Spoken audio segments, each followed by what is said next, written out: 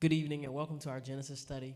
I'm glad you decided to tune in with us. Here in the sanctuary, we're currently having some technical difficulties, so I know that many of you have tuned in today at 7 p.m., and I apologize that I left you hanging. All the Wi-Fi went out 10 minutes before it was time to go live. But we are here. We're here. We're going to still be in the Word. God is still God, and the Word is still the Word. So we're in Genesis chapter 22 today. And I want you to recall that we were in Genesis 21 last week. And as we went through Genesis 21, we talked about how God still did it and how it was a great text to begin the year on because he was still faithful. He still did the thing he said he was going to do. He was still faithful. But even in God doing the blessing for Abraham, it was almost as if there was a bit of a curse on Ishmael and produced in Ishmael a degree of daddy issues. Now today, we are in chapter 22, and if chapter 21 caused daddy issues in Ishmael, I would venture to say that chapter 22 probably produced a degree of daddy issues in Isaac. At least if I were Isaac, that would be the story I would tell. All right, we're in chapter 22. I'm going to read from the New Living Translation. As always, I'm not preferential. If you understand the New Living Translation over King James, read that one. If you like King James, read King James. Read what makes you comfortable, but don't judge somebody else for their choice. New Living Translation of Genesis 22, and it reads this way. It says, sometime later, God tested Abraham's faith. Abraham, God called. Yes, he replied, here I am. Take your son, your only son, yes, Isaac, whom you love so much, and go to the land of Moriah. Go and sacrifice him as a burnt offering on the mountains, which I will show you. The very next morning, Abraham got up early. He saddled his donkey and took 2 of his servants with him, along with his son Isaac. Then he chopped wood for fire for a burnt offering and set out to go to the place that God had told him about. On the 3rd day of their journey, Abraham looked up and saw the place in the distance. Stay here with the donkey, Abraham told his servants. The boy and I will travel a little further. We will worship there, and then we will come right back.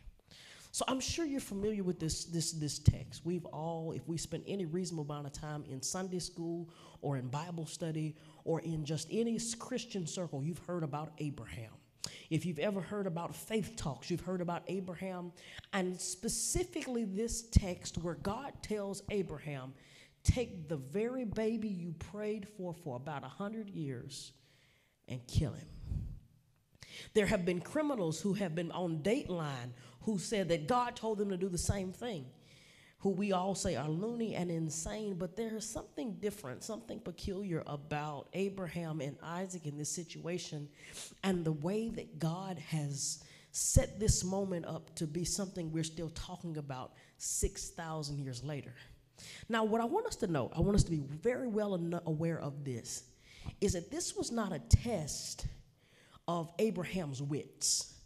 This was not a test that would produce faith. This was a test to reveal faith. See, there are going to be times in your life when you're walking with God early in your Christianity where God is interested in producing faith in you. He wants to prove to you who he is, and so he wants you to see him do something, and it creates faith.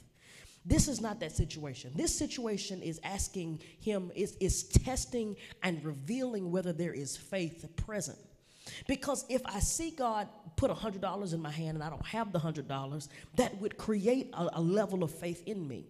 If I tithe and I give God a 10th and now I get 100% back, or I get that 10th back, that creates faith.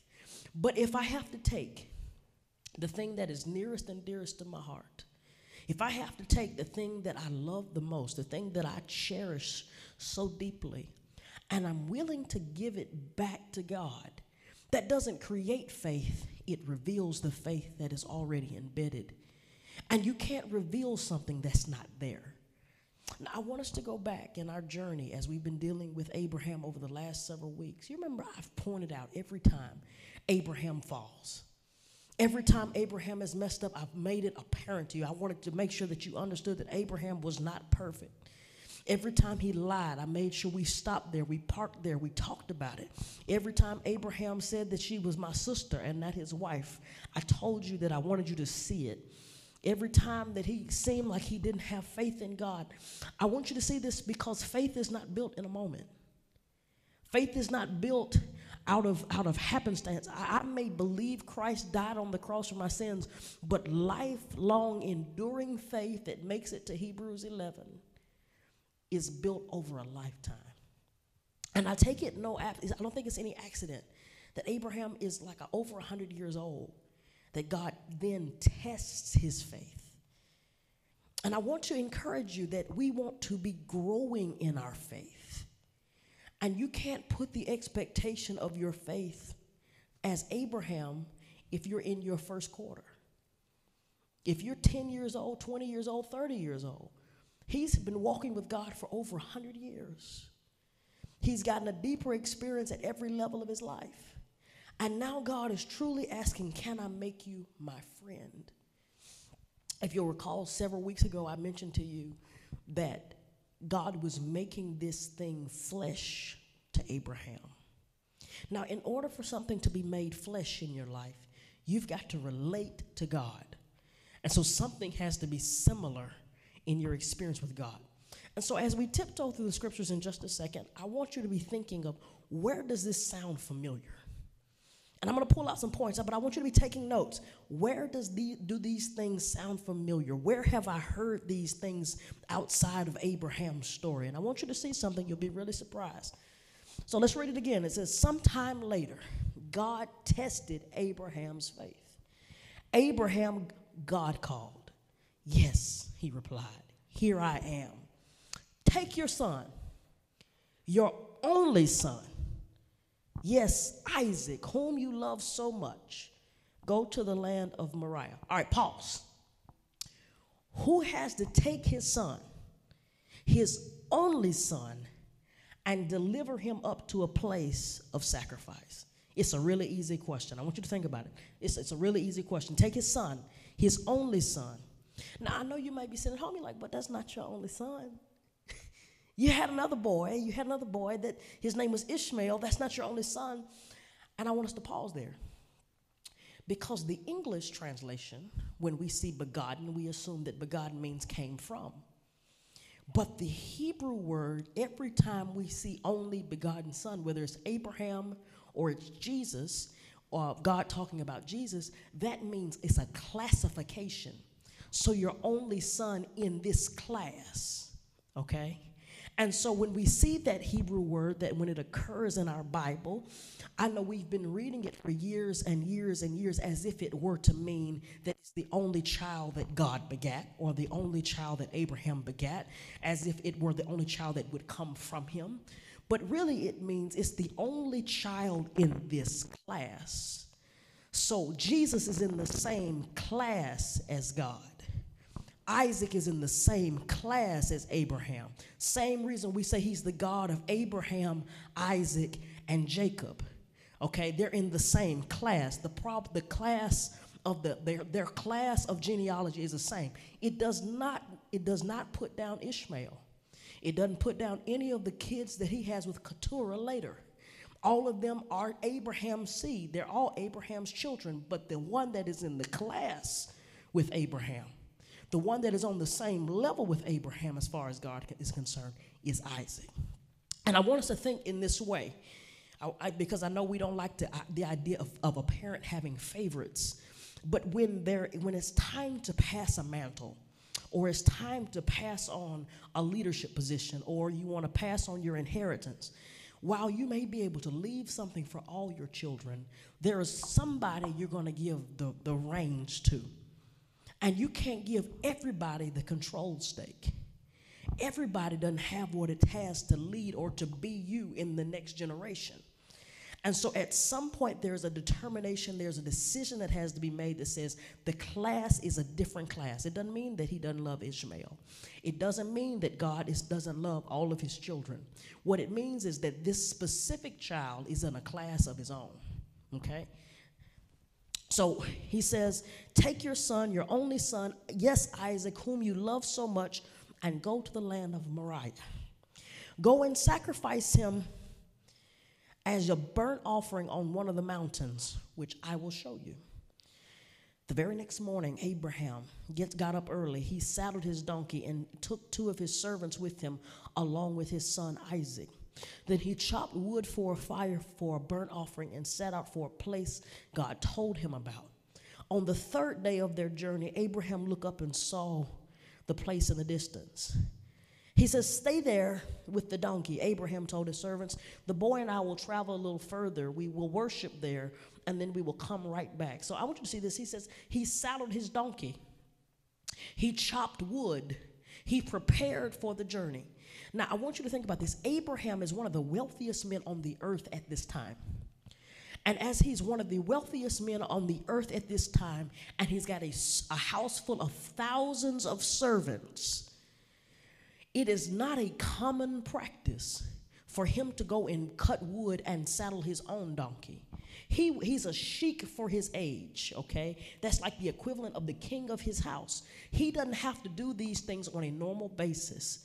But because his act is an act of worship, he comes down, humbles himself, comes down and prepares the donkey for himself, chops the wood for the offering himself, because he's going into a place of worship. He's going ahead. And I want to pause there, because a lot of us have found ourselves in places where we've transcended leadership, we've gotten positions, and we don't want to serve. And service looks like I may have position, I may have money, I may have prestige, I may have all these things, but worship looks like me coming down off of my high horse and coming down and doing the menial thing. It says that God is above me. And so it doesn't matter that people are below me. I'm going to come down and I'm going to do it myself, because it's not sacrifice unless I do that. And I also want you to see this. He says he saddled his donkey. He took 2 of his servants with him.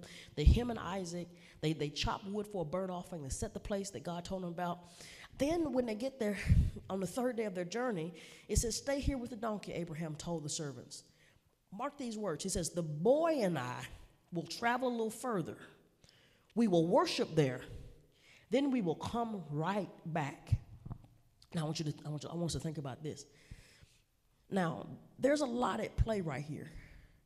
And it's a lot at play right here because Abraham, as we talked about early in our series, lived in a day and an age where everybody was pagan.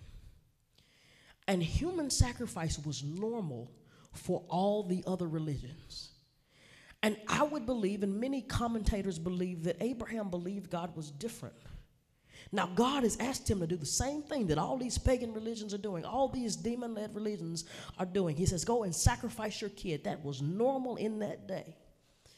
But Abraham is so certain that if the God I'm serving, if my experience serves me correctly about him, that I'm going to go up to this mountain, and even if he has me do something to the boy, me and the boy are coming back.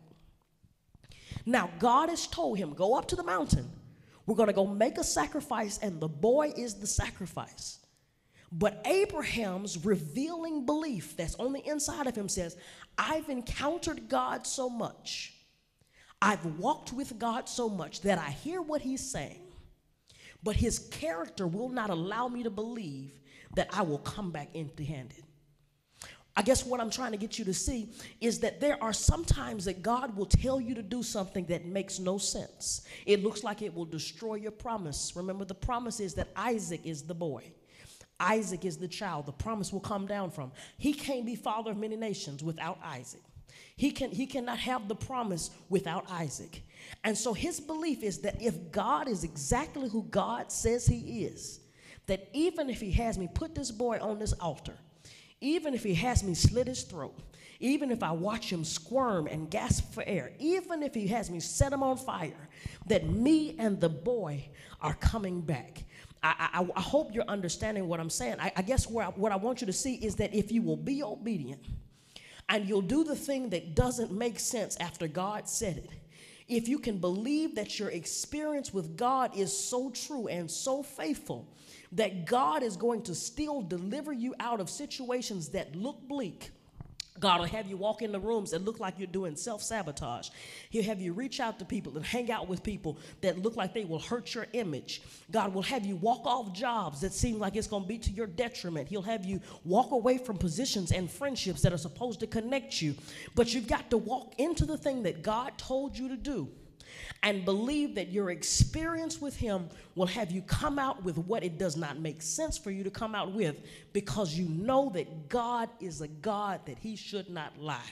And if he promised you W, X, Y, or Z, you've got to believe that that's who he is. So Abraham goes up to the top of the mountain. And as he goes up to the top of the mountain, his belief is that me and the boy will be back. He didn't want the servants down there worried.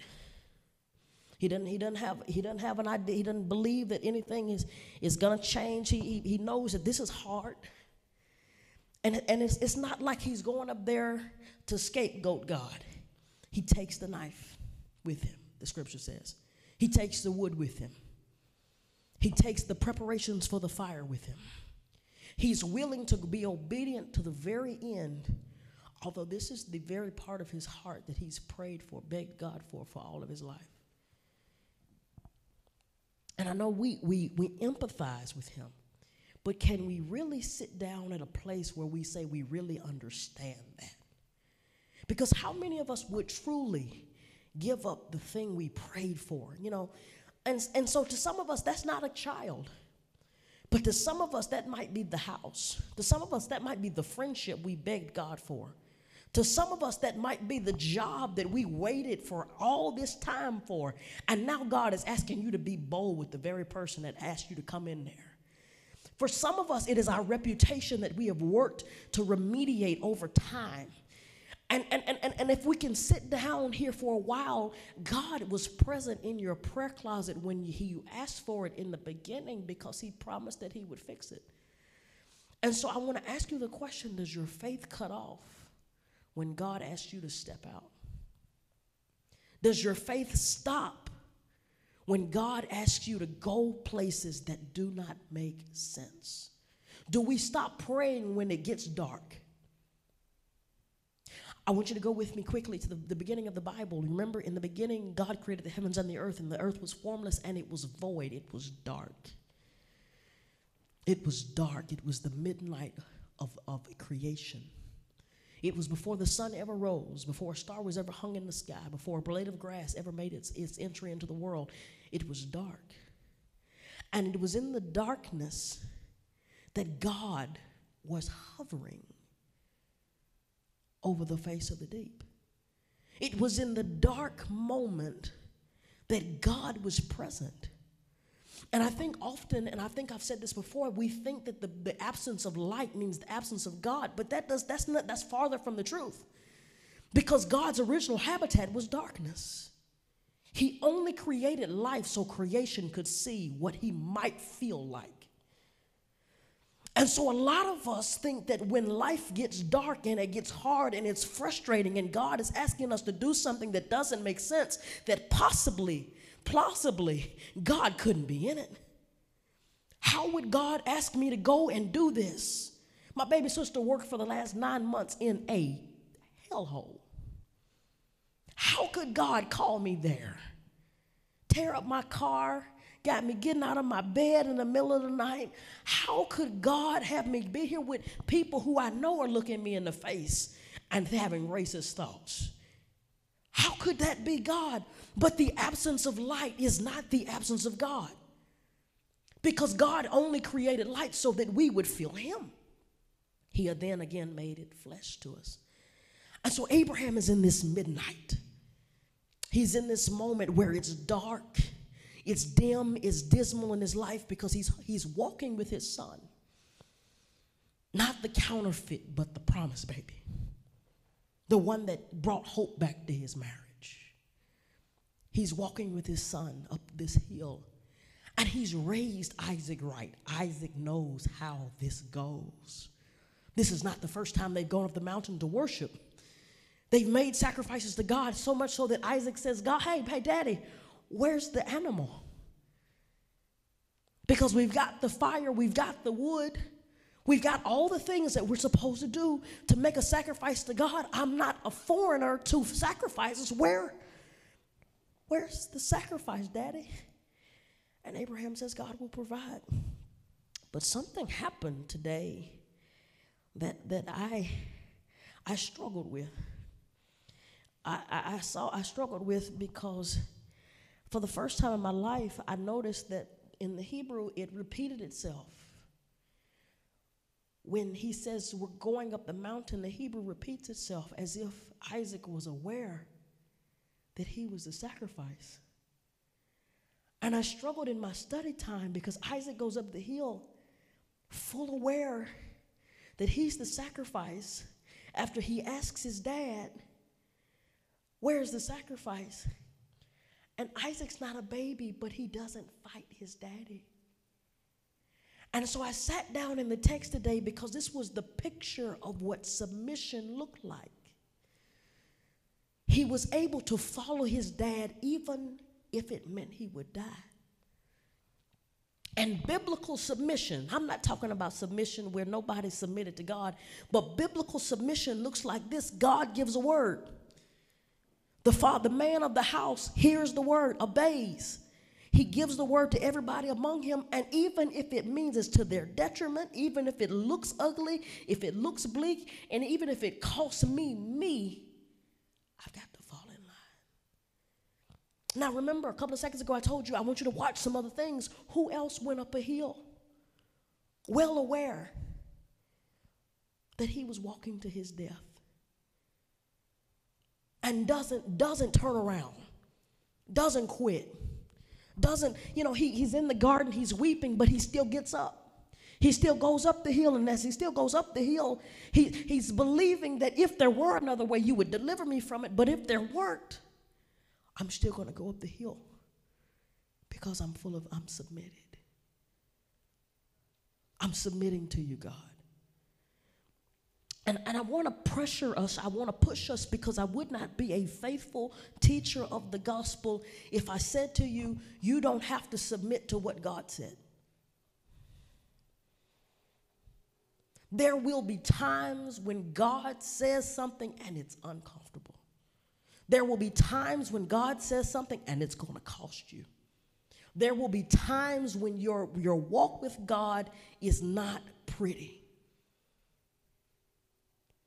But my question is, will you submit even if it costs you?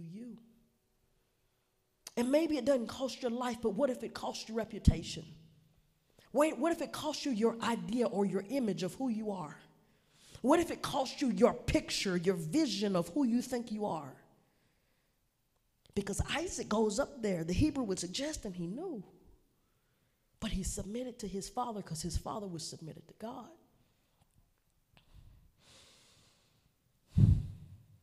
It's a lot.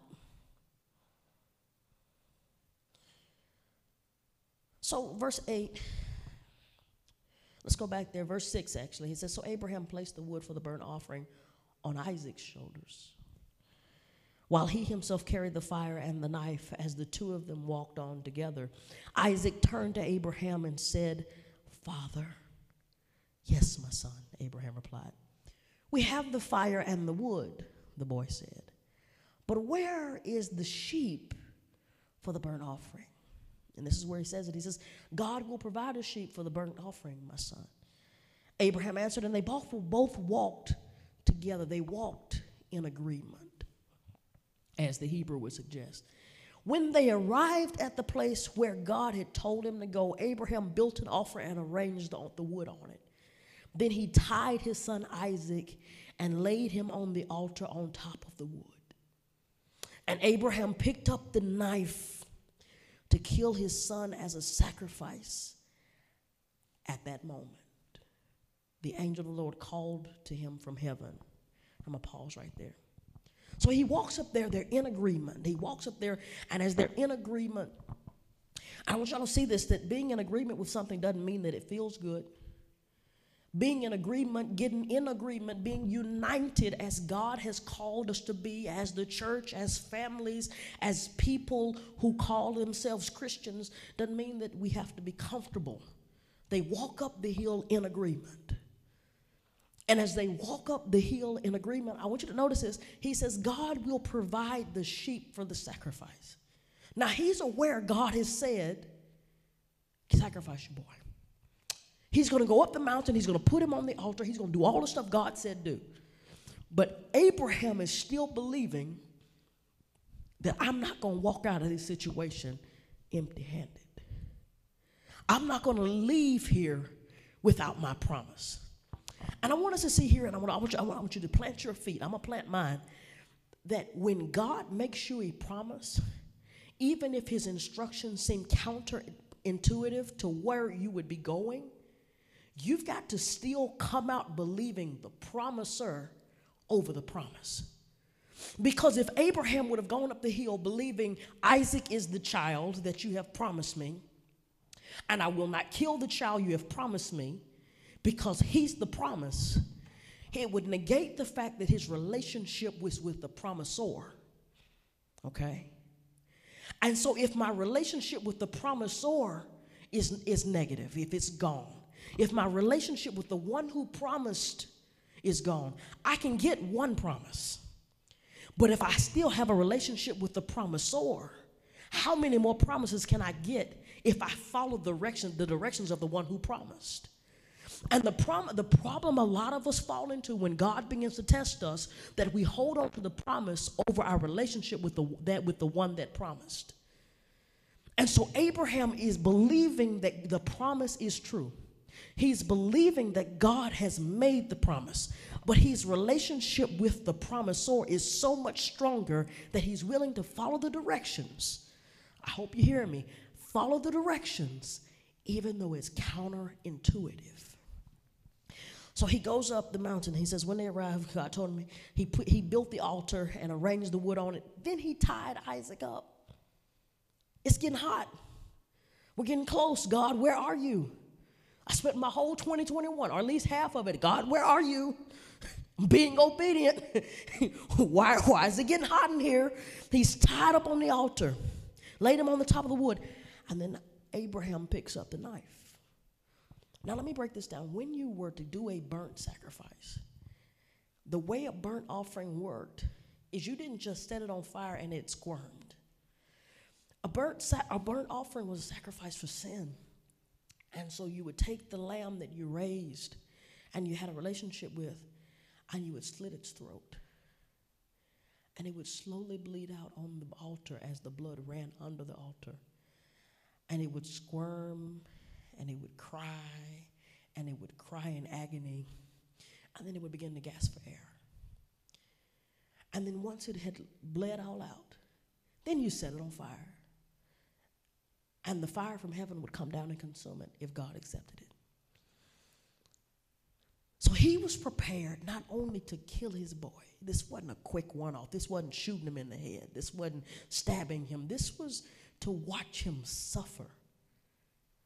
Now, remember, I told you at the beginning, I said, what else? Who else did they have to watch suffer on the altar of sacrifice? They watched Christ suffer at the cross. It wasn't a quick death, but it was a long, agonizing, humiliating death.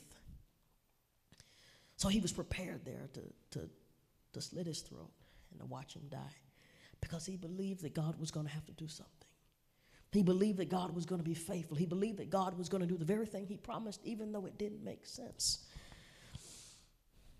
But at that moment, the angel of the Lord called to him from heaven, Abraham, Abraham. Yes, Abraham replied, here I am. Don't lay a hand on the boy, the angel said. Do not hurt him in any way, for now I know that you truly fear God.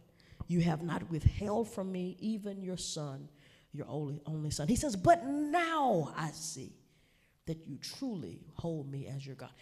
See, when Abraham was told to go to Canaan and he stopped in Haran, God wasn't sure that he truly trusted God. He left, but he only went half the way. When he left and he went down to Egypt, when he left Haran, he got closer to Canaan, but he didn't get to Canaan. He seemed as though he didn't quite trust God like he was supposed to. When he left Haran, and he still had Lot with him, although he said, separate from your family. after his daddy Terah died. And he had Lot with him. He wasn't sure. When he goes down and he tells Lot to separate from him, he still lets Lot stay in the land. And he only walks in half of his promise. And so he wasn't sure if Abraham truly got it. When he goes and he builds his tent and his altar and he makes the promises, there's still not great evidence of whether or not Abraham gets it. When he goes down to Egypt and he brings back Hagar and they have a baby, doesn't seem like he has it. But here we are, 30 years later, and God says, now, you get it. I would dare to say you, some of the trials you go through are God trying to see, will you get it? Have you gotten it? And each time he adjusts the ante, he tests you, he's molding you, he's making you, because he couldn't be the father of many nations. He couldn't be the father of the faithful having halfway faith. And his faith was a process. But as he got to the point where he said, I've walked with God enough. I've seen God do miracles enough. I've experienced him enough. And if he gave me the boy, he'll keep the boy or he'll bring the boy back. And so I want to ask you the question, where are you in your faith? Where are you in your journey of belief? Not to shame you, not to put you down, but to ask you to be honest with yourself in your journey. Where are you? Because if you're still here, there's still growth. If you're still here, there's still molding that has to happen. One of my good friends has a saying, she says, grow to the grave.